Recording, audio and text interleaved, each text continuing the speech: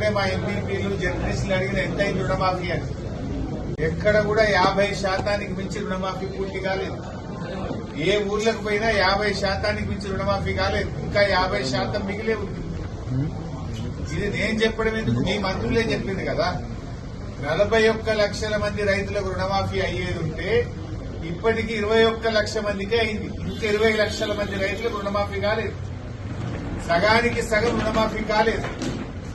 కానీ రుణమాఫీ అయిపోయిందని చెప్పి నువ్వు డొల్ల ప్రకటనలు చేసి రైతులను అయోమయానికి గురి చేస్తున్నావు.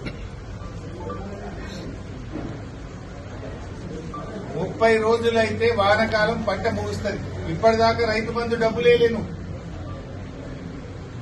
రైతు బంధు డబ్బులను రుణమాఫీకి వాడి రైతు బంధును ఎగబెట్టేస్తున్నావు.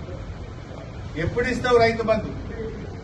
బీఆర్ఎస్ పార్టీ పక్షాన్ని డిమాండ్ చేస్తున్నాం. వెంటనే రైతు బంధు డబ్బులు విడుదల చేయండి. కోతలు లేకుండా రైతు బంధు విడుదల చేయండి. రుణమాఫీని ఇచ్చిన మాట ప్రకారంగా మొత్తం 31,000 కోట్ల రుణమాఫీని పూర్తి చేయండి అని బీఆర్ఎస్ పార్టీ డిమాండ్ చేస్తుంది.